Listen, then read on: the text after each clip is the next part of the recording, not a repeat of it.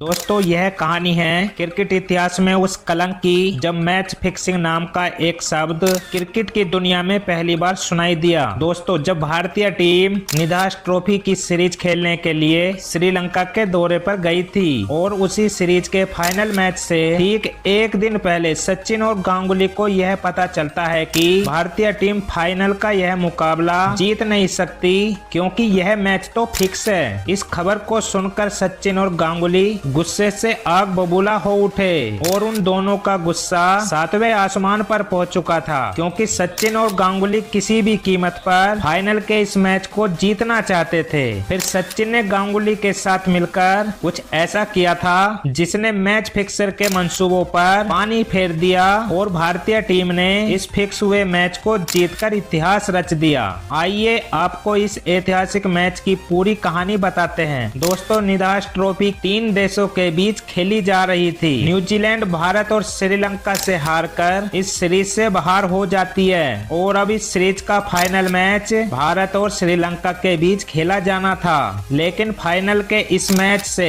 ठीक एक दिन पहले यह बात सबसे पहले सचिन को पता चलता है कि भारतीय टीम के कुछ खिलाड़ियों ने फिक्सर के साथ मिलकर इस मैच को फिक्स कर दिया है और अब भारतीय टीम यह मुकाबला हारने वाली है। तब एक पल के लिए तो मानो सचिन के पैरों तले जमीन ही खिसक जाती है क्योंकि सचिन फाइनल के इस मैच में भारतीय टीम को जिताने के लिए जमकर पसीना बहा रहे थे।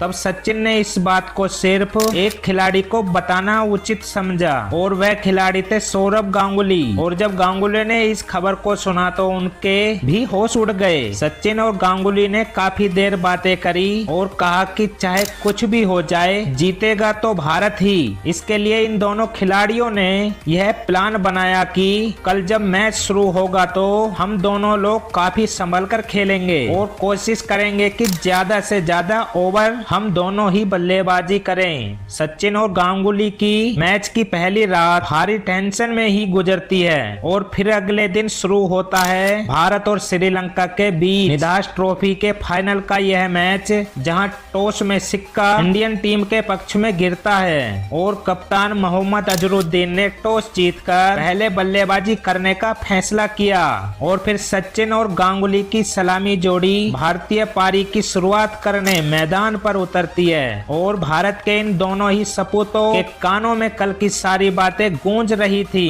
इसलिए इन दोनों बल्लेबाजों ने अपने प्लान के तहत बल्लेबाजी करना प्रारंभ किया और यह ठान लिया था कि किसी भी हाल में हम अपने विकेट को गंवाकर यहाँ से जाने वाले नहीं हैं। इसलिए शुरुआत में दोनों बल्लेबाजों ने सेट होने में थोड़ा समय जरूर लिया, लेकिन पारी के चौथे ओवर से गांगुली ने अपना पैर शिफ्ट करते हुए हाथ खोलना शुरू किया और दादा ने बैक टू बैक 2 धमाकेदार चौके ठोक डाले। वहीं अगले ओवर में सचिन ने मोर्चा संभाला और गेंद को हवा में उठाकर पूरी ताकत से मारा और गेंद बादलों से बात करती हुई बाउंड्री के बाहर जा पहुंची। और फिर उसी ओवर में सचिन ने एक और खूबसूरत ड्राइव लगाकर 4 रन अपने खाते में और जोड़ लिए और इसके बाद तो सचिन पूरी तरह से रौद्र रूप में आ चुके थे और चौके पर चौके ठोककर श्रीलंका के गेंदबाजों को पूरी तरह से तहस नहस करना शुरू कर दिया। और देखते ही देखते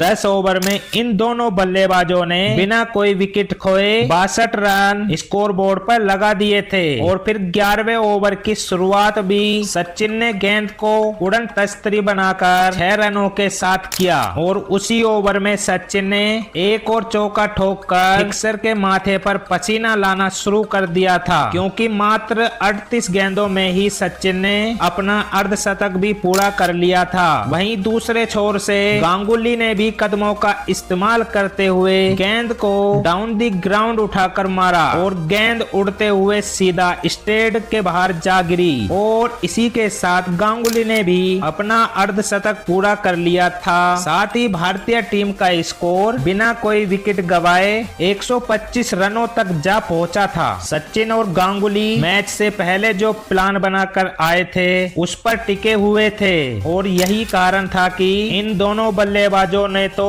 रनों की बरसात लगा रखी थी, लेकिन अभी तक इन दोनों ही बल्लेबाजों ने ऐसा कोई भी शॉट नहीं खेला था जिसमें रिस्क जरा भी हो। हालांकि गांगुली कदमों का इस्तेमाल करके हवाई शॉट जरूर खेल रहे थे, लेकिन दादा का प्रहार इतना जोरदार हो रहा था कि गेंद बाउंड्री लाइन के पार ही जा रही थी। और दूसरे छोर पर सचिन के मास शॉट का ना तो श्रीलंका के गेंदबाजों के पास कोई जवाब था और ना ही फील्डर के पास कोई मौका। और देखते ही देखते सचिन ने 108 गेंदों में अपना शतक भी पूरा कर लिया था। सचिन और गांगुली दोनों छोर से प्रहार पर प्रहार किए जा रहे थे और मैदान पर चौकों का खेल जारी था। और फिर एक शानदार शॉट के साथ सौरभ गांगुली ने भी अपने 100 रन बना लिए थे। अब तक 42 ओवरों का खेल समाप्त हो चुका था और भारतीय टीम के इन दोनों ही खूंखार शेरों ने अपना अपना शतक ठोककर अपनी टीम के स्कोर को